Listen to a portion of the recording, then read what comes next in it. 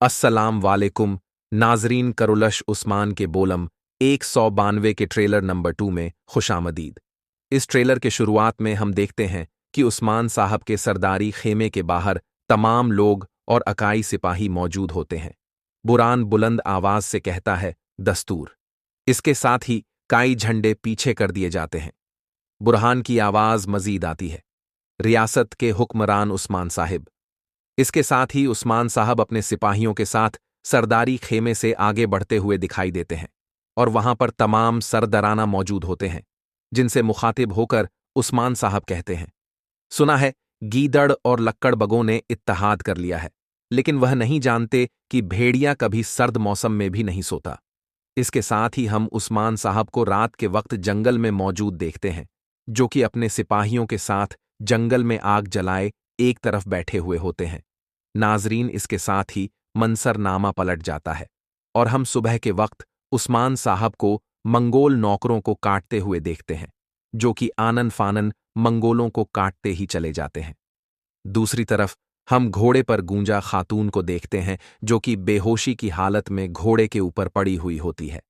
इसके साथ ही हम अलाउद्दीन को देखते हैं, जो कि मंगोलों के पिंजरे में कैद होता है, और बेगम खातून भी अलाउद्दीन के पास मौजूद होती है और कह रही होती है, मेरी बदौलत तुम्हें अपनी साथी मिल गई। हाँ, इसके साथ ही हम रहान को उस जगह पर देखते हैं जहां पर अलाउद्दीन को कैद किया होता है। वह वहां पर मौजूद मंगोल नौकरों को काटता हुआ दिखाई देता है और अब बड़ी रफ्तार के साथ मंगोल नौकरों को काटते हुए जहन्नुम की टिकट दिखा रहा होता है।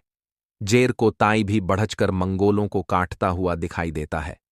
अलाउद्दीन पिंजरे में से ही आगे बढ़ने वाले मंगोलों को तलवार के जरिए काट देता है। इसके बाद हम कमानदार खिलाड़ी उसको देखते हैं, जो कि बोरसा के किले में से आगे बढ़ रहा होता है और सिपाहियों से कहता है, जो भी मुजाहमत करे मार डालो उसे। वो वहां पर मौजूद सोफिया के तमाम सिपाहियों को मार गिराते हैं और उसके बाद कमानदार ग्लाडियस के सिपाही नारे बुलंद करते हैं, जिंदाबाद कमानदार ग्लाडियोस, जिंदाबाद नाजरीन। इसके साथ ही हम देखते हैं कि कमानदार ग्लाडियोस बोरसा की पोस्ट पर बैठ जाता है और काफी ज्यादा खुश दिखाई देता है। दूसरी तरफ हम सोफिया को काई कबीले में देखते हैं, जो कि हरिश्तों से कह रही होती है, बोरसा मेरा है, हम बिल्कुल नहीं छोड़ेंगे। ये कहते हुए वह काफी गुस्से में आगे बढ़ती हुई दिखाई देती है। इसके साथ ही हम होलोफिरा फातिमा खातून और तमाम बाजियान को आगे बढ़ता हुआ देखते हैं। जब सोफिया काय कबीले से जाने लगती है तो काई सिपाही अपने नेजे ताने उसे रोकने की कोशिश करते हैं, और जब वह अपनी तलवार से मुजाहमत करने की कोशिश करती है तो होलोफरा उसके गले पर अपनी तलवार तान लेती है और सोफिया की तलवार नीचे गिर जाती है। और फिर हम इसके बाद औरहान को मंगोलों के पिंजरे में कैद हुआ देखते हैं, जो कहता है, बोरसा हमारे लिए फतहात की राह का दरवाजा है और कीजल इल्मा का सबसे अहम पड़ाव है। इसके साथ ही हम उस साहब को अपने तमाम सिपाहियों के साथ घोड़ों पर सवार जंगल से आगे बढ़ता हुआ देखते हैं, जो कि बर्क रफ्तार के साथ घोड़े आगे दौड़ाते ही चले जाते हैं। नाजरीन, इसके बाद हम मंगोल फौज को उस साहब और बाला खातून की तरफ बढ़ता हुआ देखते हैं। बाला खातून आनन फानन मंगोल नौकरों को काटते हुए दिखाई देती हैं और कहती हैं, मेरे बच्चों को बचाए बगैर हम मर नहीं सकते, हम इन्हें मार डालेंगे। उस समार साहब भी वहां पर मौजूद होते हैं और वह भी मंगोल नौकरों को काटते हुए दिखाई देते हैं। एक मंगोल नौकर उस समार साहब की तरफ बढ़ रहा होता है।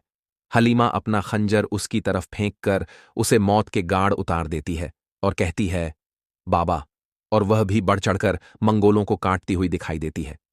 नाजरीन, इसके बाद हम मंगोल नौकर अलाउद्दीन औरहान को पकड़े कमानदार उल्लू कचार के सामने लेकर आते हैं। कमानदार अलू कचार उन्हें देखकर बहुत ज्यादा खुश होता है। इसके बाद हम उस्मान साहब को तीर ताने खड़े देखते हैं, जो कि तीर छोड़ते हैं और वह पिंजरे में कैद और को